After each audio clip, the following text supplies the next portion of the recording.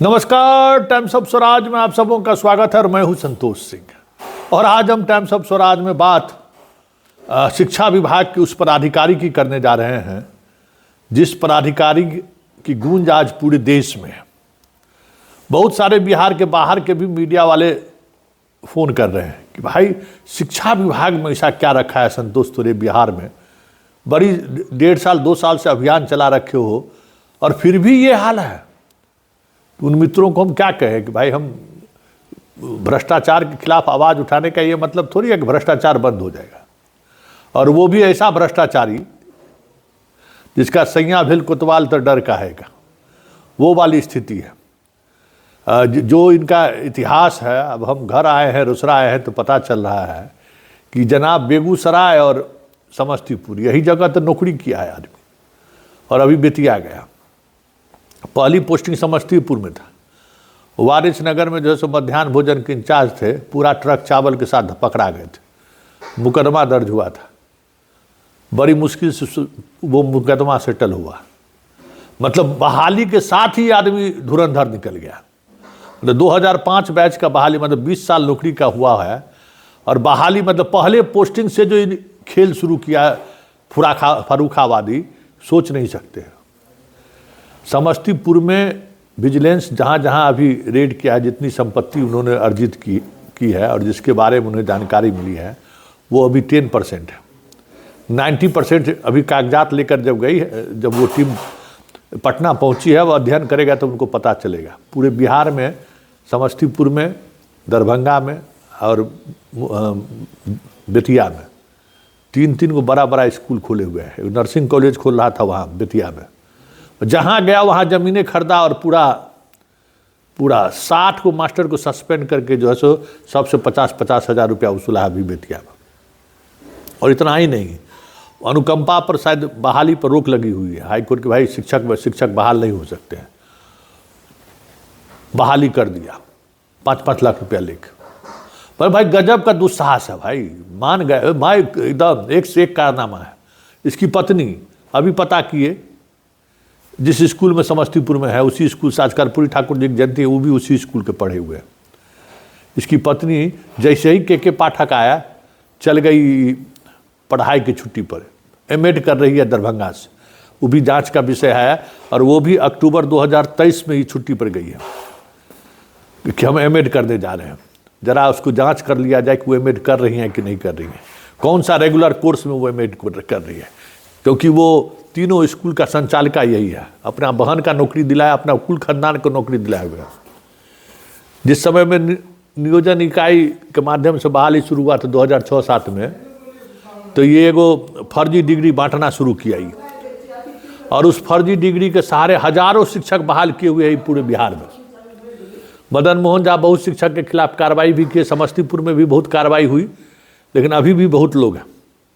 मतलब जो ग्रेट, साधारण शिक्षा पदाधिकारी नहीं है, ग्रेट, मतलब विभाग में इसको लोग टाइगर के नाम से जानता है। मतलब के पाठक के जमाने में भी समझ जाए किसका जो है समरसेबुल में ससुराले का आदमी को इंगेज करके सब जगह करवाया है। एगो समस्तीपुर में इसका एगो चेला है, एगो गुप्ता है, किरानी है, दरभंगा ट्रांसफ़र हो गया है लेकिन वो जमा हुआ है वहाँ। मतलब जहाँ से ये गया है ना, वहाँ अभी भी उसका प्रभाव है शिक्षा विभाग में। पर उसके अनुसार ही शिक्षा विभाग के अधिकारी चलेंगे तो टिकेंगे, नहीं तो फिर जाना है। मतलब पटना से लेके जिस जिला में पोस्टिंग है, उस जिला में इसके इजाज़त के बगैर परिंदा पर नहीं मार सकता है। ये सोच लीजिए, बेतिया में 4 लेन पर 3 एकड़ ज़मीन खरीद कर नर्सिंग कॉलेज खोल रहा है, और जब ये बेगूसराय में था इसका पलंग जो है नामी था, 5 लाख का पलंग खरीद के लाया था जनाबी। और सभी सर्वगुण संपन्न जिसको कहते हैं ना आज के दौर में, सब तरह का सुख जीवन में भोग लिया है आदमी, सब तरह की अय्यासी का चॉइस इस जनाब को है। जो खबर है कि दूसरी शादी समस्तीपुर में की थी, को पहले से इनको शादी पहले से, नौकरी में आने से पहले से भी शादीशुदा है। इस तरह की चर्चा है समस्तीपुर में। हम इस आधिकारिक तौर पर इस बात की पुष्टि नहीं कर सकते हैं, लेकिन ये चर्चा है समस्तीपुर में कि पहले से जनाब शादीशुदा थे, तो फिर यहाँ आए तो यहाँ भी शादी कर ली। नालंदा में कोई और जात थे, समस्तीपुर में आए तो कोई और जात हो गए, बेगूसराय गए तो कुछ और हो गए। मतलब इतना ये कलाकार, मतलब कह सकते हैं कि इनकी कलाकारी की चर्चा जहाँ कल खबर क्या चला है, जिससे जब बात हो रही है कलाकारी की चर्चा कर रही है कि इस आदमी ने इतना फर्जी बहाली कराया है कि अगर नार्को टेस्ट हो जाए ना तो बिहार के कम से कम 5,000 शिक्षक पकड़े जाएंगे। और TRE 1 और TRE 2 में बहाल कराया है ये आदमी। मतलब रैकेट, शिक्षक बहाली का ये रैकेट है। और स्वाभाविक है ना, नालंदा जिला घर है, सब तरह से संपन्न आदमी है, पता नहीं कैसे नौकरी में आया है 2000। इस तरीके के चरित्र के आदमी पढ़ाई लिखाई में भी पता नहीं, अब तो रणजी डॉन प्रोडक्ट है कि कौन है, भगवान मालिक। लेकिन भाई इसकी चर्चा तो जबरदस्त। मतलब बिरले, बिहार के बिरले अधिकारी में इसकी गिनती होती है। तो आज तक कभी नहीं पकड़ा है। वारिसनगर में पहली पोस्टिंग में मध्याह्न भोजन में पकड़ा गया, वो मैनेज, केस मैनेज। बहाली वाला में फंसा, मैनेज। बेगूसराय में इसके खिलाफ एक्शन हुआ, मैनेज। बेतिया में इसके खिलाफ कार्रवाई की बात हो रही थी, मैनेज। मतलब अभी तक इन पर जो भी आरोप लगा उस आरोप की जांच आज तक नहीं हुई है। अभी समझ जाइए कि कितना मजबूत आदमी है। 5 लाख के पलंग पर घूमेगा, 50 लाख के गाड़ी पर घूमने वाला आदमी कैसा अय्याश हो सकता है, आप समझ ही सकते हैं। देश का जो सबसे महंगा होटल हो सकता है, उस होटल में अय्याशी के लिए यहाँ से बुक होता था। और नेपाल तो लगता था जैसे इसका घर आंगन है, सर्वगुण संपन्न है। मतलब खास तरीके का टेस्ट है इस आदमी का, जिससे भी बात करिए सब तरह का टेस्ट के ही शौकीन है ये जनाब। जब बिहार में बंद हुआ तो नेपाल जाने से, मतलब नेपाल तो घर आंगन इनका हो गया। नेपाल में इनका रिसोर्ट जहाँ इनकी बुकिंग रहती है, ये जाए चाहे नहीं जाए जगह बुक रहता है। मुंबई का वो एक खास होटल है जिस होटल में इनकी अय्याशी का चर्चा कहाँ नहीं है।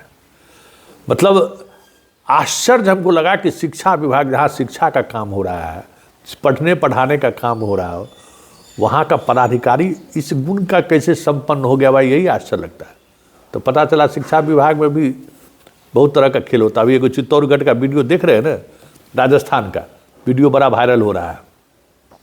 कमोबेश उसी मिजाज के जनाब ये भी हैं और अपने तरीके से ये चीज़ों को देखते रहे हैं। अभी भी लोगों को विश्वास नहीं हो रहा कि इस आदमी पर कुछ होगा भी। हाँ, जैसे आनंद फानन में सस्पेंड किया गया है, पूर्णिया कर दिया गया है, तो रात भी हम कहे थे कि इससे नहीं होगा। इसकी संपत्ति इन्होंने जो घोषित की, और इसकी पत्नी जितनी संपत्ति घोषित की है मास्टर रहते हुए, संपत्ति, घोषित संपत्ति से अगर ज़्यादा संपत्ति बरामद हो रहा है तो पहले तो सरकार को गलत सूचना देने के आरोप में 24 घंटे के अंदर में ही बर्खास्त हो जाएगी, सेवे समाप्त हो जाएगा।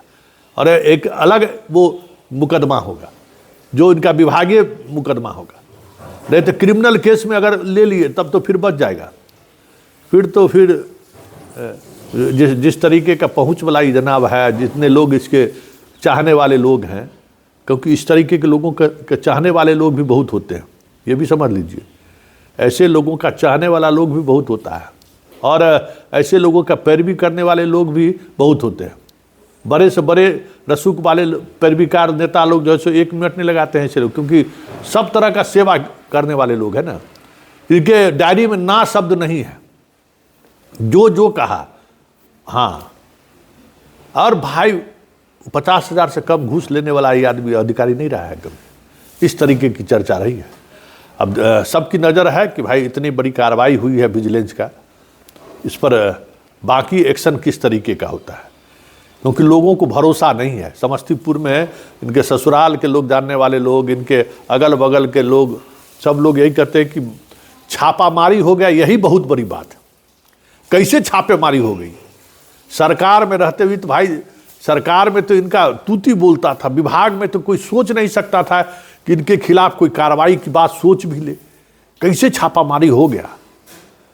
तब भाई हमें लगता है कि जहाँ टैक्स पहुँचाते होंगे, कुछ महीनों से टैक्स देना बंद कर दिए होंगे, ये भी लोग कहने लगा। खैर, मुद्दा जो भी हो, मसला जो भी हो, लेकिन इस रजनीकांत ने वाकई में रजनीकांत वाला काम किए हुए भाई। करोड़ों का संपत्ति, अगर ठीक से जांच हो जाए तो कोटा अगर चल जाए निगरानी विभाग तो पता चल जाएगा कि वहाँ पर किस तरीके का इनका रहने सहने का व्यवस्था, कौन कौन तरह का बिल्डिंग वहाँ खड़ा कर दिए हैं। और ये जो तीनों स्कूल इन्होंने खोला है, ज़रा इसकी बेहतर तरीके से जांच हो जाए तो सब कुछ, मतलब कहते नहीं, ये एकदम ईडी का परफेक्ट केस है। हमें तो निगरानी को तो ईडी को दे देना चाहिए था। ईडी के लिए एकदम परफेक्ट केस है कि किस तरीके से इन्होंने संपत्ति 20 साल में, क्या बात, 20 साल में इन्होंने वो संपत्ति अर्जित की है जो आप कल्पना नहीं कर सकते हैं। तो ये है बिहार का खास तरीके का मॉड्यूल्स, जिसमें नीतीश बाबू कहते हैं कि जीरो टॉलरेंस, भ्रष्टाचार को लेकर मेरा जीरो टॉलरेंस है। यही जीरो टॉलरेंस है रजनीकांत बाबू जैसे लोग, जीरो टॉलरेंस वाले यही लोग हैं।